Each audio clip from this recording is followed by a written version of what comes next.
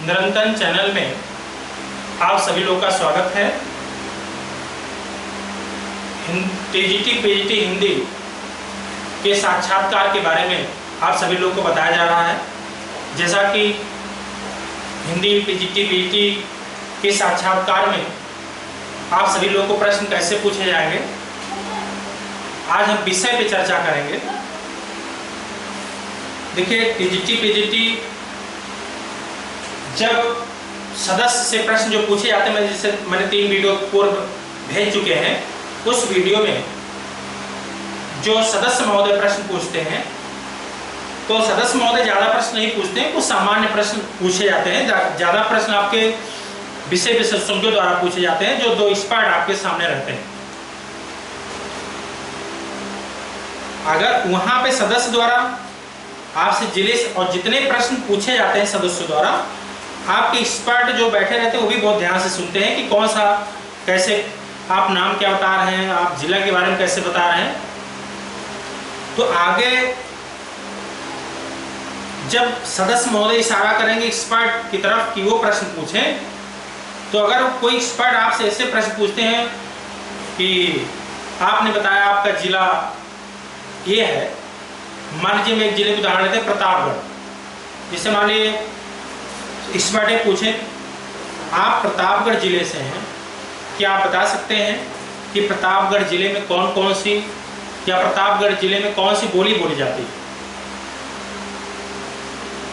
आप ध्यान देना है, ये हम विषय पे आ गए। तो इसलिए जो भी आपके एक्सपर्ट प्रश्न पूछेंगे वो विषय से प्रश्न आएगा, विषय से पूछेंगे।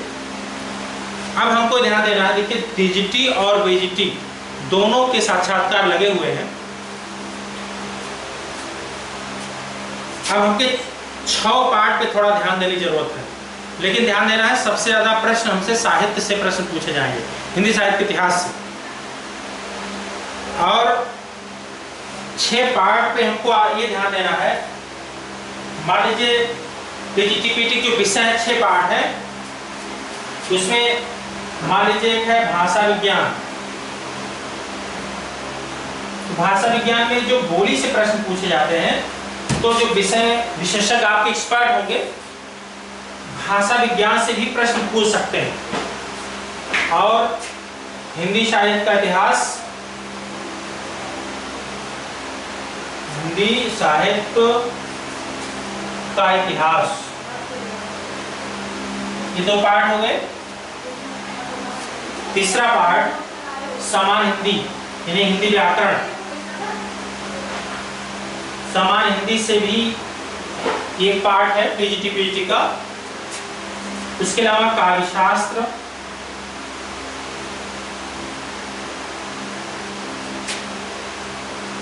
संस्कृत साहित्य,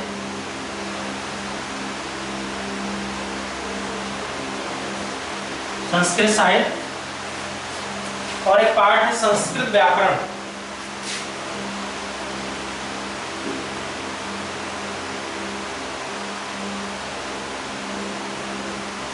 ध्यान देना है, अगर आप प्रवक्ता का साक्षात्कार देने जा रहे हैं तो संस्कृत व्याकरण से भी कुछ, जैसे रूप हुआ, धातु हुआ, या माहेश्वर सूत्र भी पूछ लेते हैं इंटरव्यू में। और आपके यहाँ से भी प्रश्न पूछे जाते हैं कि ध्यान देना, सबसे ज्यादा क्वेश्चन एक्सपर्ट द्वारा हिंदी साहित्य के इतिहास से पूछे जाएंगे। व्याकरण से भी कभी कभी प्रश्न उठा देते हैं, और काव्यशास्त्र से कभी अलंकार के बारे में, कभी छंद के बारे में, कभी रस के बारे में ये पूछ सकते हैं। तो हमारे जो 6 पार्ट जो हमारा विषय है, ये परीक्षा में प्रश्न पूछे जाते हैं, और जो 2 एक्सपर्ट आपके विषय के आएंगे वो भी प्रश्न आपसे। तो मैंने सदस्य से जो प्रश्न संभावित बन सकते थे वो मैंने पूर्व के वीडियो में बताए। तो अगर ये प्रश्न ये पूछा जाए आप किस जिले से हैं, तो जिले बताए। तो फिर अगर कहीं एक्सपर्ट आपसे एक प्रश्न पूछ ले, मान लीजिए आप प्रतापगढ़ जिले के हैं, तो आपसे सवाल पूछे आप प्रतापगढ़ जिले की बोली बता सकते हैं, तो अगर वो बोली पूछ ली तो ये भाषा विज्ञान से क्वेश्चन पूछे जा रहे हैं। जैसे पिछले इंटरव्यू में टीजीटी में कुछ लोगों से सदस्य जो विषय विशेषज्ञ होते हैं ऐसे प्रश्न पूछ रहे थे कि भाषा क्या है। तो भाषा को परिभाषित कोई भी करे तो पूछे किसी विद्वान के अनुसार बताइए। तो भाषा पूछे या जो है किसी विद्वान के अनुसार परिभाषा पूछे, ये सब भाषा विज्ञान के क्वेश्चन से प्रश्न बनेंगे। बोली के बारे में पूछे तो भाषा विज्ञान जैसे पूछे राजभाषा क्या है, राष्ट्रभाषा क्या है, तो हमारा इस पार्ट से एक्सपर्ट क्वेश्चन पूछ रहे हैं, तो ध्यान देंगे। तो इसके बारे में बता रहे हैं। मान लीजिए आप प्रतापगढ़ जिले से हैं, तो अगर प्रतापगढ़ जिले में पूछा जाए किस बोली का प्रयोग होता है तो आप कहेंगे अवधी। अब ध्यान देना है,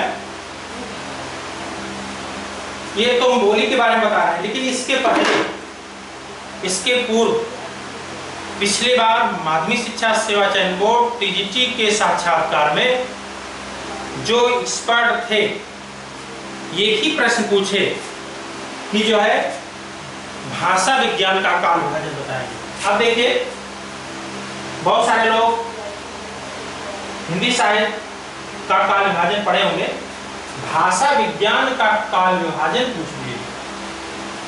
काल विभाजन क्या है आप ध्यान दीजिए। आप जब किताबें पढ़ते हैं कहीं इस तरह के लिखा नहीं रहता, लेकिन एक्सपर्ट द्वारा इंटरव्यू का प्रश्न है कि भाषा विज्ञान का काल विभाजन बताएं। जैसे पूछते हैं हिंदी साहित्य इतिहास में आचार्य रामचंद्र शुक्ल का काल विभाजन बताइए, तो आप लोग कहते होंगे वीरगाथा काल, भक्ति काल, रीत काल, गद्य काल, ठीक है।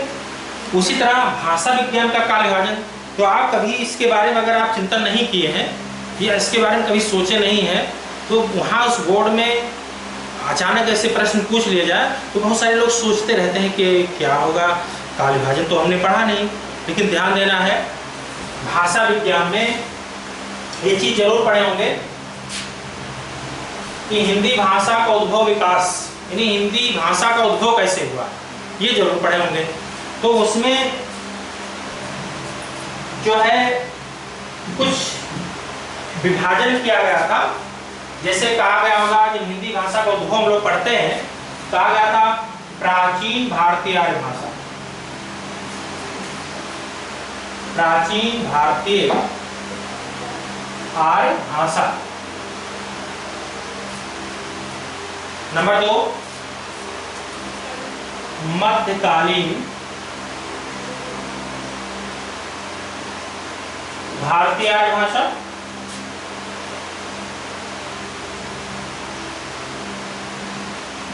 मध्यकालीन भारतीय आर्य भाषा। और नंबर 3 आधुनिक भारतीय आर्य भाषा।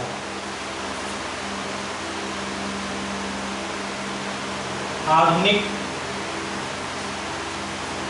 प्राचीन भारतीय आर्य भाषा ये हो गया, मध्यकालीन भारतीय आर्य भाषा हो गया, फिर आधुनिक भारतीय आर्य भाषा, आधुनिक भारतीय आर्य भाषा। आप ध्यान देंगे, इससे परिचित होंगे आप लोग। जब भी कभी यही प्रश्न पूछा गया था चयन बोर्ड में विशेष विशेषज्ञों द्वारा कि भाषा विज्ञान का काल विभाजन बताएंगे, तो आप कहेंगे प्राचीन भारतीय आर्य भाषा, मध्यकालीन भारतीय आर्य भाषा, आधुनिक भारतीय आर्य भाषा। ध्यान देना है, अगर इतना बताएं तो इसके लिए भी तैयार ही उसकी समय सीमा को लेकर के, क्योंकि आपसे इससे भी पूछ सकते हैं कि प्राचीन भारतीय आर्य भाषा की समय सीमा क्या है। तो प्राचीन भारतीय आर्य भाषा की समय सीमा हम यहाँ पे लिख सकते हैं, इधर ध्यान देंगे 1500 ईसा पूर्व से 1500 ईसा पूर्व से 500 ईसा पूर्व, ये आपको क्लियर होना चाहिए कि प्राचीन भारतीय आर्य भाषा की जो समय सीमा है 1500 ईसा पूर्व से 500 ईसा पूर्व। देखिए ये सब आपको तैयार होना चाहिए, क्योंकि वहाँ पे आपको ज़्यादा समझने का समय नहीं रहेगा कि आप सोचेंगे 1 मिनट, क्योंकि 10 से 15 मिनट बहुत अच्छा, अगर आप हर प्रश्न का जवाब दे रहे हैं अगर इस बोर्ड द्वारा, तो आपको ज़्यादा भी इंटरव्यू के प्रश्न पूछे जा सकते हैं। नहीं तो अगर आप शुरुआत ही खराब हो गए आपके, तो आपको 2-4 मिनट 5 मिनट के बाद फिर आप कह देंगे ठीक है आप जाएंगे। लेकिन ये आपका तैयार होना चाहिए। कोई भी चीज़ पढ़िए तो चिंतन करिए कि प्राचीन भारतीय भाषा है, मध्यकालीन भारतीय भाषा है, आधुनिक भारतीय भाषा है। इसकी समय सीमा क्या है? प्राचीन का 1500 ईसा पूर्व से 500 ईसा पूर्व। ध्यान देंगे यहाँ पे मध्यकालीन भारतीय भाषा का जो मध्यकालीन भारतीय भाषा है, इसकी भी समय सीमा है। इसका है 500 ईसा पूर्व से 1 ईस्वी तक। 1 ईस्वी तक ये मध्यकालीन भारतीय भाषा की समय सीमा है कि 500 ईसा पूर्व से 1 ईस्वी तक। इसी तरह आधुनिक भारतीय भाषा की समय सीमा है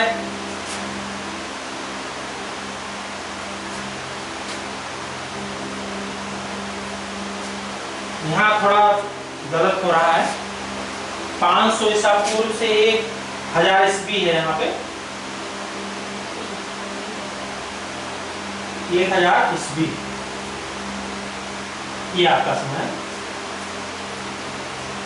और आधुनिक भारतीय भाषा का जो समय है 1000 ईस्वी से अब तक। 1000 ईस्वी से अब तक ये हो।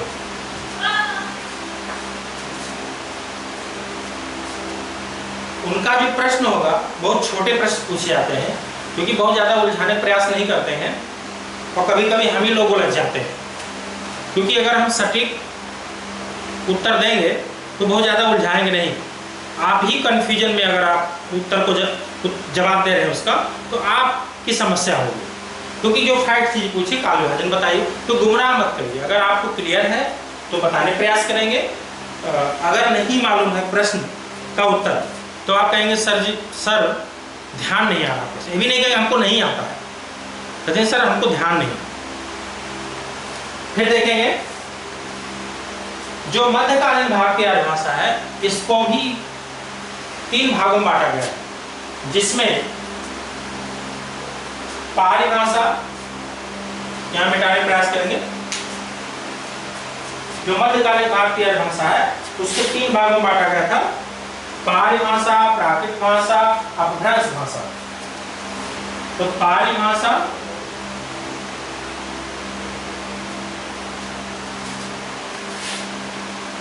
प्राकृत भाषा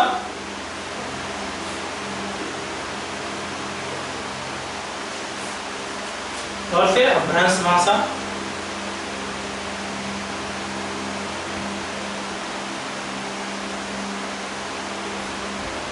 अपभ्रंश भाषा। क्योंकि आपसे भी प्रश्न पूछ सकते हैं ये पाली भाषा की समय सीमा क्या है। ध्यान देंगे यहाँ तो कभी तो इंटरव्यू में प्रश्न नहीं पूछे गए हैं, लेकिन ये काल विभाजन के प्रश्न बन चुके हैं, तो उसको भी तैयार रखेंगे हम। और आगे संभावित प्रश्न जो बन सकते हैं उसके बारे में जानेंगे। और जहाँ आपको विस्तृत जानकारी रखना है तो भाषा विज्ञान के जो कॉन्सेप्ट है उसको अपने स्तर से किताब पढ़ के आप तैयार करेंगे। तो पाली भाषा, प्राकृत भाषा, अपभ्रंश भाषा कहेंगे। मध्यकालीन में और भी कुछ भाषाएं हैं, तो आप कह सकते हैं सर पाली भाषा, प्राकृत भाषा, अपभ्रंश भाषा। तो अगर कोई दूसरे एक्सपर्ट आपके सामने बैठे हैं, अगर वो भी पूछे बगल में कि ये बताएंगे पाली भाषा की समय सीमा क्या है, तो पाली भाषा की जो समय सीमा है 500 ईसा पूर्व से 1 ईस्वी।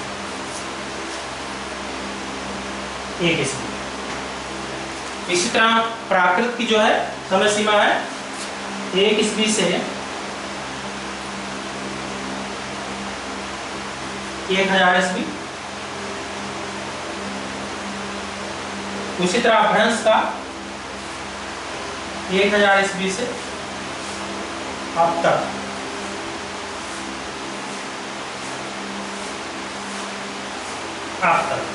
ये हो।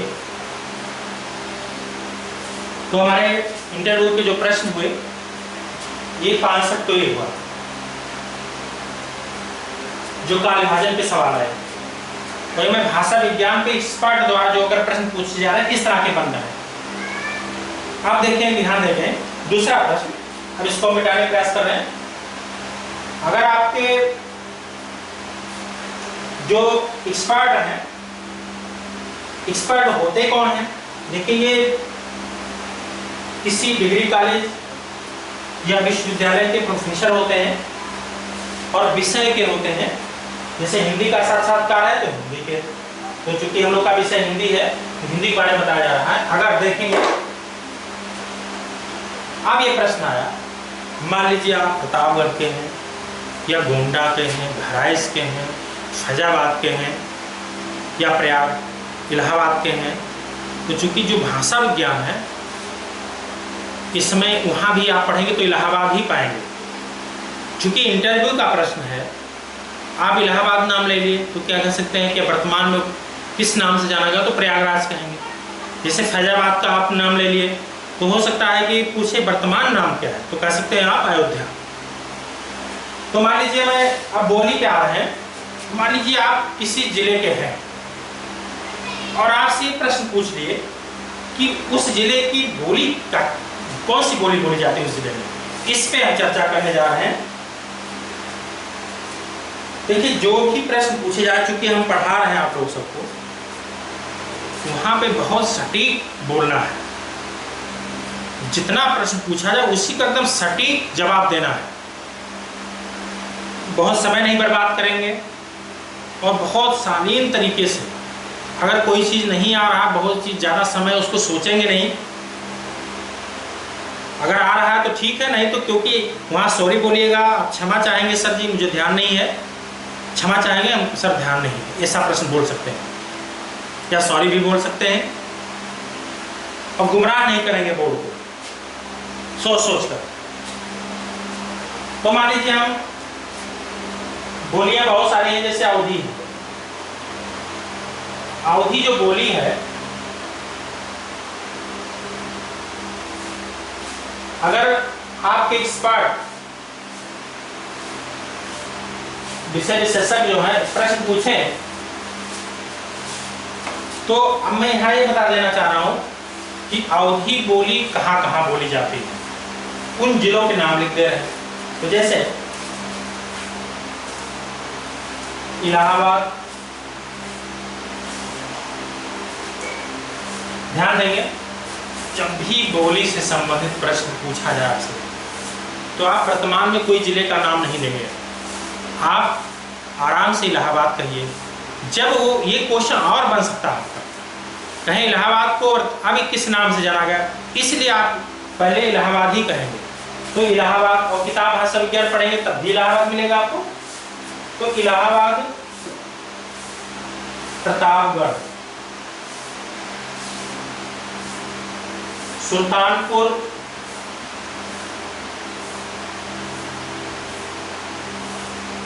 फैजाबाद,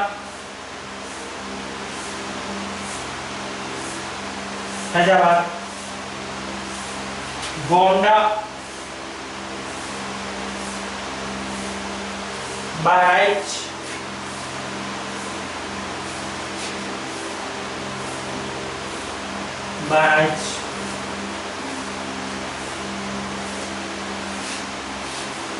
बस्ती, बस्ती का कुछ भाग कहेंगे, कुछ भाग, बाराबंकी, लखनऊ,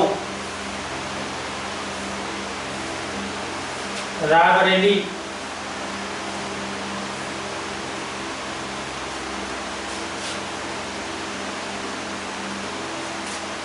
उन्नाव, लखीमपुर खीरी,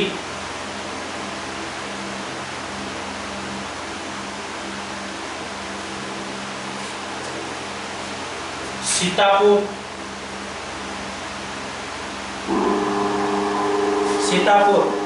फतेहपुर,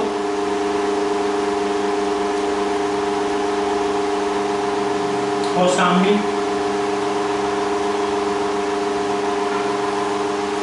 अब देखिए अमेठी भी एक जिला है। क्योंकि भाषा विज्ञान में जो प्रश्न है, तो भाषा विज्ञान में जो प्रश्न है, जो भाषा विज्ञान में बोली क्षेत्र निर्धारित किए गए वो लिखा गया है। अब बाद में कोई जिला बने तो जिस जिले से, जिस बोली के क्षेत्र से अलग होगा उसी बोली का नाम लेंगे। तो ये साक्षात्कार में ऐसे प्रश्न गुमराह कर सकते हैं आपसे। जैसे हम कौशाम्बी नहीं बताया तो आपसे एक प्रश्न, क्या कौशाम्बी में आप बता सकते हैं बोली का क्षेत्र? तो वहां भी कहेंगे क्योंकि इलाहाबाद मंडल से ही संबंधित वो कौशाम्बी है, क्योंकि इलाहाबाद मंडल में प्रतापगढ़, कौशाम्बी, फतेहपुर ये सब आते हैं। तो आप कौशाम्बी, क्योंकि रिटर्न परीक्षा में तो नहीं पूछा जाएगा, लेकिन इंटरव्यू में जो है आपसे ये प्रश्न पूछ सकते हैं घुमा करके। तो ध्यान देंगे, बहुत सारे लोग इलाहाबाद यानी जो वर्तमान नाम प्रयागराज से भी परीक्षा पास किए होंगे, उनका भी साक्षात्कार होगा। प्रतापगढ़ जिले से होंगे, सुल्तानपुर से होंगे, फैजाबाद ये वर्तमान नाम जो अयोध्या है इससे भी होंगे, गोंडा से होंगे, बहराइच से हो सकते हैं, बस्ती के भी हो सकते हैं। देखिए बस्ती का कुछ भाग जो है अवधी का क्षेत्र है, और जो पूर्वी भाग है भोजपुरी का क्षेत्र है। तो ध्यान देंगे, बाराबंकी के भी होंगे, हो सकता है उनका साक्षात्कार हो। लखनऊ से हो सकते हैं, रायबरेली से हो सकते हैं, उन्नाव के, लखीमपुर खीरी के, सीतापुर, फतेहपुर, कौशाम्बी। तो अगर हम सारे जिले जो हैं, ध्यान देना है, ये पूरा क्षेत्र इसलिए तैयार करना है क्योंकि मान लीजिए आप गोंडा के हैं, पूछा गया गोंडा जिले की बोली क्या है, तो आपने अवधि का दिया, तो आइए इस पर ये भी प्रश्न पूछ सकते हैं कि अवधि जो बोली है कहाँ कहाँ बोली जाती है, या अवधि बोली का क्षेत्र बताएंगे।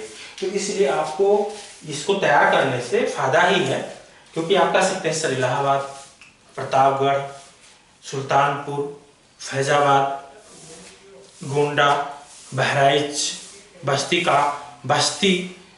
का ये, तो फिर वहां पे हो सकता है प्रश्न पूछे क्या बस्ती में और भी कोई बोली, तो एक प्रश्न का और आपको जवाब मिल गया। हाँ कह सकते हैं सर जो पूर्वी भाग है वो भोजपुरी का क्षेत्र है, और जो पश्चिमी भाग है जो है वो अवधी का क्षेत्र है। बहराइच, गोंडा यानी प्रतापगढ़, और आपका उन्नाव, सीतापुर, लखनऊ, लखीमपुर खीरी, ये सब आपके सब क्षेत्र है। तो लेकिन कोई जरूरी नहीं है कि सब रटे हों, कोई रटना नहीं है, व्यवहारिक रूप से चिंतन किए रहिए। आप 5, 6, 7, 8 जिले के नाम बताएं, बोर्ड संतुष्ट हो जाएगा, कोई दिक्कत नहीं, क्योंकि वहां जवाब देना इंपॉर्टेंट है। इसी तरह जो है ये अवधि क्षेत्र के मैंने बोला, तो ज्यादा नहीं, बहुत विस्तार में मत जाइए। अगर वो जवाब इस पर सटीक पाएंगे तो बहुत ज्यादा उलझाएंगे नहीं प्रश्न को। अगर आप गलत बोलेंगे तो हो सकता है उलझा दे प्रश्न को। आप देखेंगे, मान लीजिए हम ब्रजभाषा जो बोली है उसके बारे में चर्चा करते हैं। जैसे ब्रजभाषा है, ब्रजभाषा,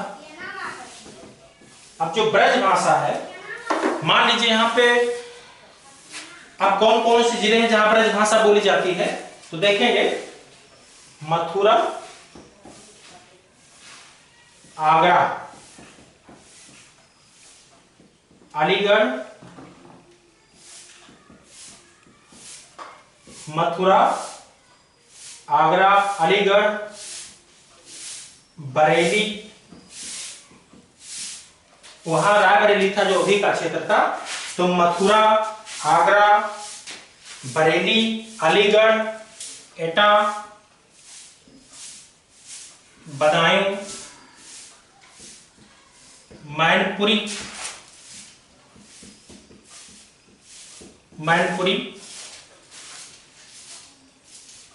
तो मथुरा हो गया, और आगरा, अलीगढ़, मैनपुरी, एटा, बरेली।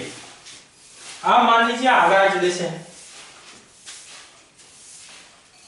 तो आपसे प्रश्न पूछा जाए सदस्य महोदय द्वारा कि आप किस जिले से, तो आगरा। हो सकता है कि आप इस पार्ट ये पूछ लें कि आगरा जिले के में कौन सी बोली बोली जाती है, तो आप कहेंगे ब्रज भाषा। या मान लीजिए आप अलीगढ़ के हैं या बरेली के हैं या बदायूं के हों या एटा के हों, आप जिस जिले से हैं उस क्षेत्र की बोली के बारे में जानकारी रखना है, और जिस जिले से हैं उस जिले के बारे में आपको जानकारी रखना है। तो इस तरह मैं आज के वीडियो में और जो विषय विशेषज्ञों द्वारा प्रश्न पूछे जाते हैं मैंने चर्चा किया, और प्रयास रहेगा वीडियो को बहुत ध्यान से सुनिएगा।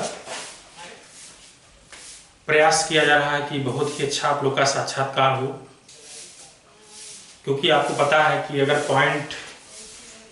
जो पॉइंट से छटते हैं वो उसका वैल्यू समझते हैं। हाँ, बहुत सारे कमेंट भी हो सकते हैं कि लग रहा है आईएएस का इंटरव्यू है, तो बात आईएएस की नहीं है। जो पॉइंट से छट रहे हैं, वहाँ से लौट रहे हैं, उनका सिलेक्शन नहीं हो पा रहा है, उनसे पूछिए कि कितना वैल्यू है। हम अपने कार्य को व्यवस्थित ढंग से सीखें, करें, आपकी मेरिट रहेगी, क्योंकि इंटरव्यू और रिटर्न दोनों परीक्षा, इंटरव्यू रिटर्न परीक्षा का, साक्षात्कार का दोनों मेल जुड़कर ही आपका चयन होता है। तो चूंकि साक्षात्कार 50 अंक का है,